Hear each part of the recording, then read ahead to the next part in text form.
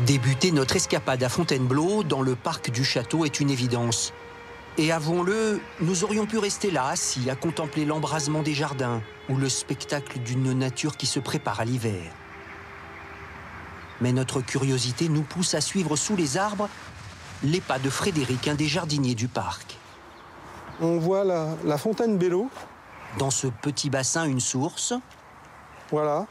L'histoire raconte que c'est un chien du roi Saint-Louis nommé Bello qui l'aurait découverte. La légende est née. Cette fontaine qui a donné son nom donc à la ville de Fontainebleau. Le château et son grand parterre tiré au cordeau qui laisse sa place au bout du parc à l'immensité de la forêt. 25 000 hectares à perte de vue, des arbres serrés les uns contre les autres et qui parfois laissent transpercer un rayon de lumière. Comme tous les mardis, arrête-toi. Au petit matin, le groupe d'intervention des Amis de la Forêt sillonne les sentiers. Allez, regardez cette luminosité, c'est merveilleux. Il n'y a pas de mots, c'est trop beau. Avec Paco, en première ligne, cette brigade rapide entre en action. Paco, c'est lui qui va nous y guider. Paco! Direction la tour d'Hénécourt, un point haut de la forêt. Des promeneurs ont signalé des balisages arrachés. Non, c'est démoli. Il y a des gens, ça les gêne quand même qu'il y ait ça. Donc. Alors vite, on intervient. Oui, c'est un peu le GIGN contre les mésaventures qui arrivent sur les sentiers bleus. Les arbres tombés, les branches qui entravent le chemin. Je suis en train de rejointoyer des pierres qui sont décellées. C'est tout simplement un plaisir et contribuer au fait que tous les monuments soient encore en état, que ça ne s'écroule pas trop. C'est une fierté. Et cette tour le mérite, car c'est un symbole construit en 1850 par Claude François d'Hénécourt. L'homme est alors en pleine dépression. La forêt va le sauver. Il va se promener en forêt, il va vouloir faire partager tous les endroits secrets au fond de la forêt au public qui arrive, car c'est le début du tourisme à Fontainebleau. Dans cette mer d'arbres qui à l'époque fait peur, il va créer les premiers sentiers balisés du monde. Et là, il invente un tourisme de nature. C'est l'ancêtre des chemins de grande randonnée que nous connaissons encore aujourd'hui. Alors enfonçons-nous sous ces grands arbres, où il y a toujours quelque chose à ramasser. Au mois de décembre, il y aura des nèfles. Ah ouais. Et il y en a beaucoup ici. En attendant, ce sont les châtaignes, et la récolte est bonne. Bon, là, pour l'instant, j'ai pas eu le temps d'en manger une seule. Ma chienne, oui, mais moi, non. Elle est contente, ouais. Et nous aussi, le promeneur et partageur. Merci. Ouais, et vous? Moi, j'ai l'autre Marty. Alors? Excellent, comme d'hab. Avant de partir, il nous a fait promettre de ne pas divulguer son petit coin. Disons que c'est quelque part par là. Par là aussi, que nous avons rendez-vous avec Claude Lagarde. Lui, ce sont plutôt les champignons. Et bien là, c'est une coulmelle. C'est un champignon qui est très très bon. Le chapeau développé, c'est bon ça. C'est très parfumé.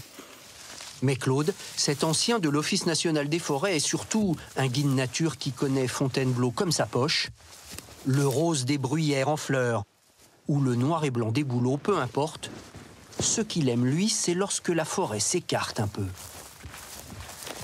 Ici, on est toujours en forêt, sauf qu'il n'y a pas beaucoup d'arbres. On est sur du sable. Il y en a sous mes pieds, là. Ce sable très fin, gris, sombre, voire complètement blanc, très, très, très, très pur. Ce sont des platières. Et au centre, souvent... Alors ça, on appelle ça une piste de balle. Pourquoi? Les cerfs viennent là, ils tournent. Voilà, ils viennent gratter le sol. On voit que le sable est mis à nu. Il n'y a plus de végétation. Et ça, c'est les cerfs qui font ça au moment de la reproduction, c'est-à-dire en septembre-octobre. Du sable, il y en a partout dans la forêt, apporté par la mer il y a 35 millions d'années. C'est une dune. Le vent a manié ce sable et passe de la forêt dense avec des arbres à des milieux très ouverts comme ça, très ensoleillés, très secs. Une dune qui plonge dans la forêt. Une forêt qui semble déserte, mais en apparence seulement. Au loin, cette silhouette. C'est un chasseur photo, là. L'homme est entièrement camouflé. Nous allons à sa rencontre. Monsieur? Mais soudain, il a disparu. Nous le rattrapons dans un sous-bois. La tenue camouflage me fond dans la nature. L'homme est discret et dissimule tout son matériel emmitouflé dans ce drôle de coussin. Ça permet de ne pas entendre le bruit du déclencheur, être en mode silencieux. Le travail peut alors commencer, jusqu'à la tombée du jour. L'important, c'est de ne pas bouger, de rester immobile, faire attention au vent et avoir la chance que les animaux nous passent devant. Et parfois, Valdette est un témoin privilégié du spectacle de la nature.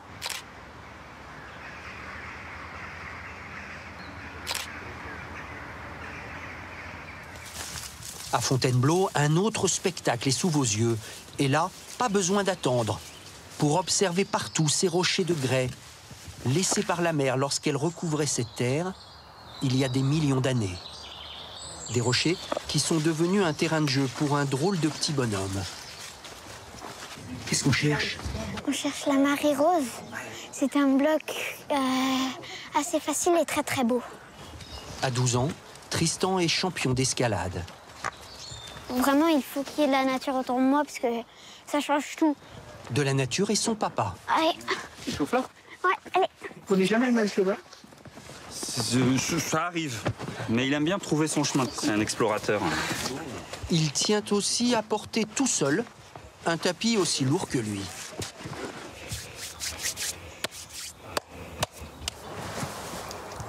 Né à Fontainebleau de parents grimpeurs,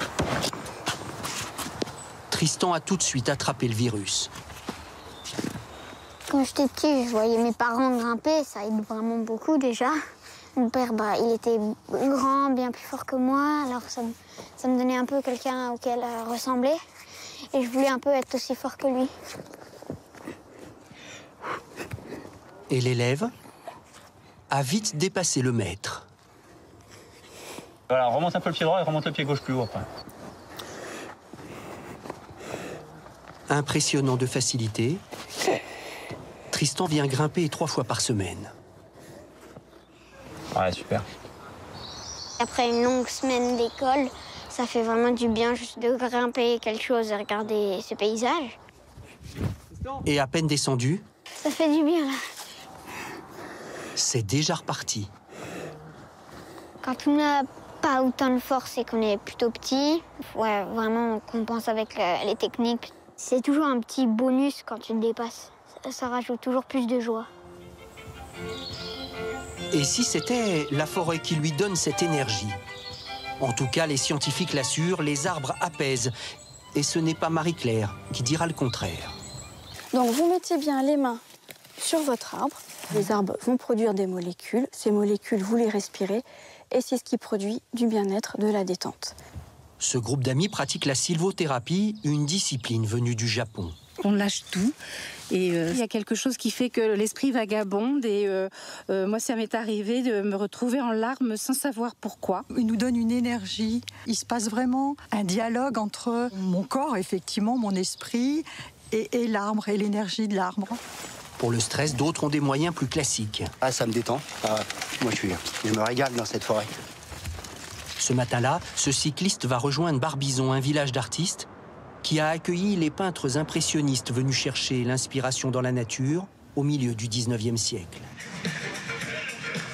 Aujourd'hui, la tradition de la résidence d'artistes perdure grâce à cet homme, Lionel Bensemoun, qui a créé ce lieu surprenant. Les artistes passent, font un séjour ici, on leur offre le logis, à manger, ils nous laissent une petite œuvre et c'est comme ça que ça vit ici. C'est un groupe de New York qui répète ici. Rock and roll. How are you? Des musiciens, des peintres, des sculpteurs trouvent ici en lisière de forêt l'hospitalité pendant souvent plusieurs semaines. On est assez proche de ce qui s'est fait il y a 150 ans. Se rapprocher de la nature, de la forêt, être inspiré, avoir du calme, sortir un peu de la cité, de la grande ville.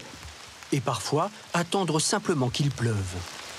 Comme pour Sarah Valente, cet artiste dispose ses toiles peintes sous la pluie dans la forêt.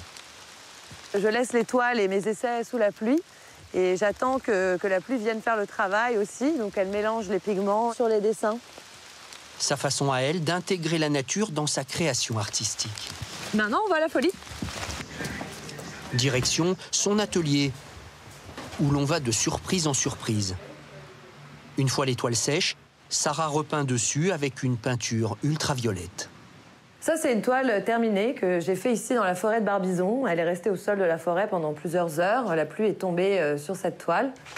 Et c'est maintenant que l'on change de dimension. Grâce à la lumière ultraviolette, il y a autre chose qui apparaît pour montrer la vision qu'ont les insectes de la nature. Les abeilles voient en lumière ultraviolette et c'est un langage qui a été mis au point entre les fleurs et les insectes. Et c'est ce que j'essaie de montrer dans mon travail.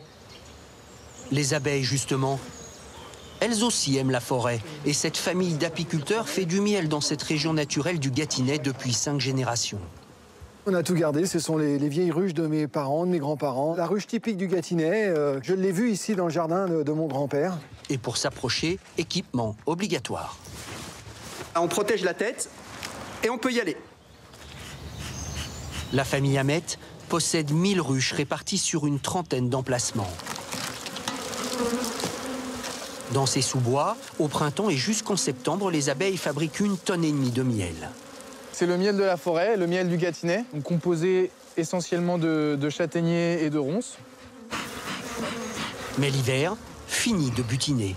L'objectif principal en cette période, c'est de tenir la température à 37 degrés dans la ruche pour pouvoir passer l'hiver. Et pour ça, l'abeille est prévoyante, elle s'active sans arrêt, stocke des réserves de miel pour nourrir les nouveau-nés, des centaines chaque jour, et protéger sa reine. C'est bon, j'ai trouvé la reine. C'est celle-ci, là. Elle est un petit peu plus longue et elle a l'abdomen un petit peu plus pointu. Toutes les abeilles sont autour de la reine. C'est elle qui maintient la cohésion de la ruche. Des réserves, Clément lui aussi en a fait quelques-unes dans sa boutique pour la fin de notre parcours. Une petite douceur, à l'ombre d'une forêt qui, comme l'écrivait Victor Hugo, est un monument à elle toute seule.